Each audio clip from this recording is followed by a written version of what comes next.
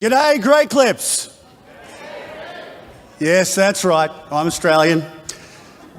I do live here, but I am Australian. I thought it was terrific. I mean, we were hoping for a speaker that would come in that would be engaging, that would be positive, offer some humor, some terrific stories based on experience, and he did all of that. Clearly, I'm not here because I'm an expert on hair, but I have got some pretty cool business stories to share with you today. And that's what I'm going to do for the next couple of hours. I'm also going to put you to work. I know you guys have come to have a business conversation for 2 or 3 days here. Let me just make it a little bit more personal for a minute, because this is the stuff that was really important to the real direction of our businesses over the last 2 decades. This business piece here, it's about making a few bucks. I was okay at that. But this whole life piece that was about me and those I cared about, I was awful. And it wasn't until I actually stopped and thought about it that I realised that was the case.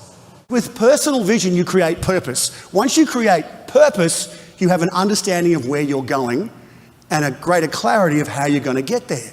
Without personal vision, you can't possibly create vision for the businesses that you lead.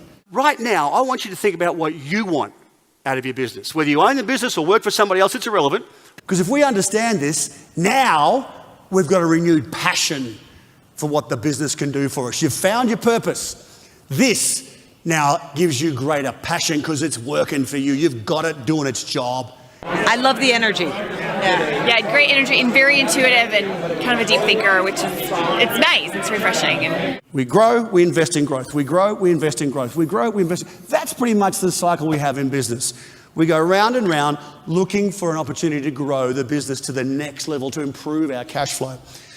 But what about the metric of the industry? Things that are happening right now, consolidation, private equity, things that are going on that are making a difference.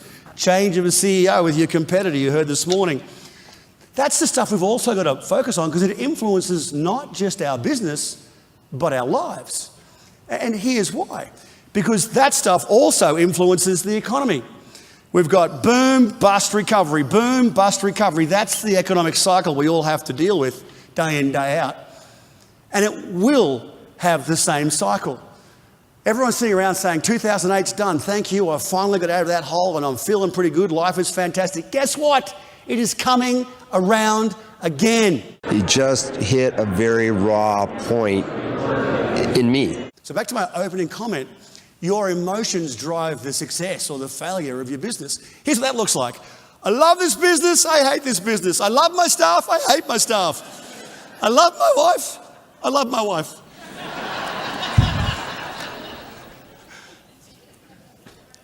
Your emotional engagement in the salon has a direct effect on those you lead. Your emotional engagement at home has a direct effect on those you love. It's really simple. So I thought, okay, got it, understand it, worked out how that affects my business, but who do I need to influence to actually achieve some of these goals? And the simplicity of that was the peers around us.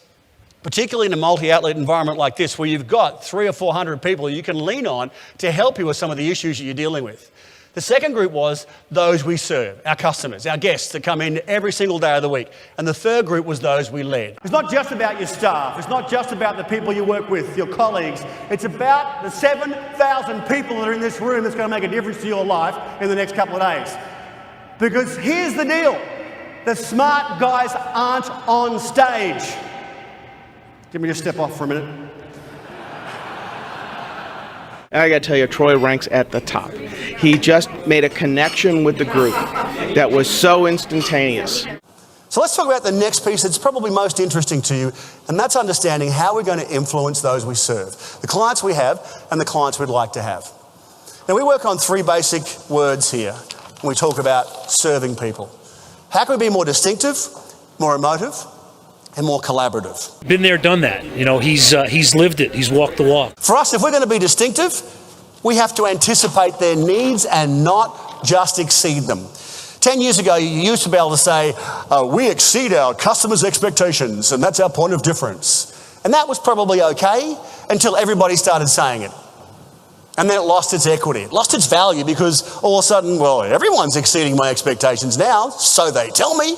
So what makes you so special? And the answer was not a lot. Because you see, I expect you're going to exceed my expectation. It's just what I expect of people these days. If you want to be competitive, give me something to think about. Give me something to be excited about. That's just how we think. I mean, I came up here 50 minutes ago, and I know that probably 90% of you were sitting there in the audience going, come on, ball guy, impress me. The unique thing about Troy is that he truly took the time to understand our business. He took his family into the salons.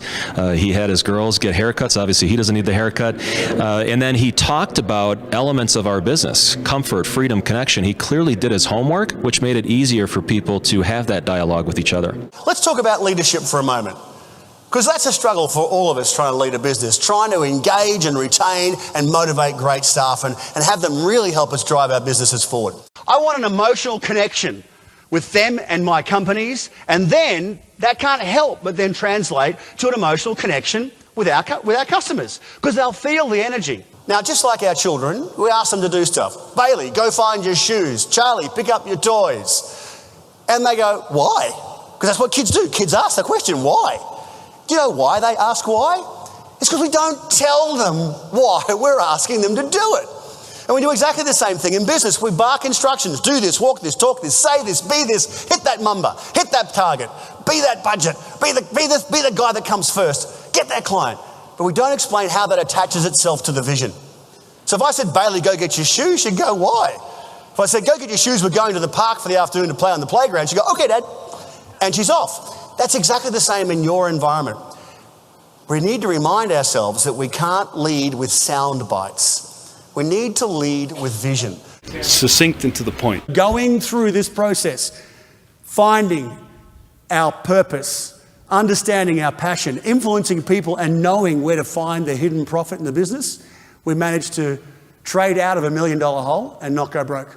And in fact, the business was 30% more profitable in the following year because I had the time to create strategy and make sure we're executing on it. It really connected for me on a personal level on the things that I need to change. Go home, put your hand on your heart, pull out that bit of paper and ask yourself, what are you going to do to embrace evolution? And how are you going to be better tomorrow than you are today? Thanks for spending a couple of hours with me, guys. Good luck in the next 12 months. Have a good day. Thank you.